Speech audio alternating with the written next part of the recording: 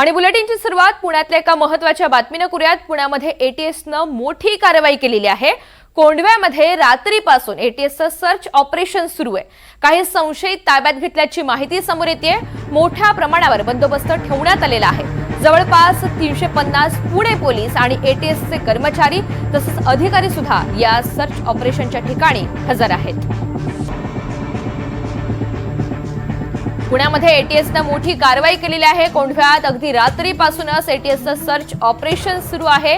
काही संशयित ताब्यात घेतल्याची माहिती समोर येते आणि या कारवाईबद्दल अनेक काय खुलासे होतात आणि एटीएसच्या हाती नेमकं काय लागतं हे सुद्धा पाहणं महत्त्वाचं असेल। मोठ्या प्रमाणावर या सर्च ऑपरेशनच्या पार्श्वभूमीवर बंदोबस्त ठेवण्यात आलेला आहे। राहुल कुलकर्णी आपल्या सोबत आहेत। अधिकची माहिती त्यांच्याकडून जाणून घेऊयात। राहुल, या सर्च ऑपरेशनच्या संदर्भातल्या काय अपडेट्स समोर येत आहेत? हे जे जागेवर जाते ते सगळे बोललो त्यांच्या म्हणण्यानुसार देशविघातक कृती केलेली काही लोक कोंढवा आणि परिसरामध्ये आहेत असं पोलिसांना संशय आहे।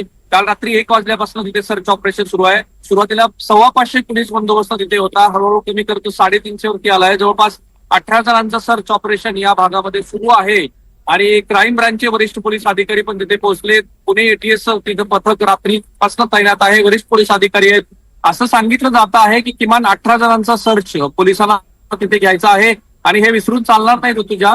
याच भागामध्ये जानेवारी महिन्यामध्ये युएई मधून, दुबई मधून काही लोक जे इंडियन मुजाहिदीनचं एक मॉड्यूल चालवत होते त्यांना ताब्यात घेऊन पुण्यात आणलेलं होतं। त्याचबरोबर दहशतवादी कृती करण्यासाठी पुण्यामधल्या काही तरुणांचा वापर झाला होता आणि त्यांना अटक केल्यानंतर बऱ्याच नव्या गोष्टीचा खुलासा झाला होता। ही गोष्ट घडली जानेवारी ते मार्च दरम्यान आणि आता सुद्धा पोलिसांना एक महत्वाची टिप मिळाली आणि त्याप्रमाणे पुणे पोलीस दलाचे सूत्र असं सांगतायत की देशविघातक कृती केल्याचा संशय त्यांना आहे आणि त्यानुसार ही कारवाई सुरू आहे। याचे सविस्तर तपशील आपल्याकडे थोड्याच वेळात येतील, पण अलीकडच्या काळातली सगळ्यात मोठी कारवाई पुणे एटीएस आणि पुणे क्राईम ब्रँचच्या वतीनं सुरू आहे आणि त्याच्यात असं म्हटलं जात आहे की एका मोठ्या मॉड्यूलचा कदाचित नवा खुलासा आपल्याला मिळेल आणि ही जी टिप मिळाली ती पोलिसांना, त्या टिपवरून ही सध्या कारवाई सुरू असल्याचं कळतं ऋतुजा। अगदी राहुल, धन्यवाद सविस्तर माहितीसाठी।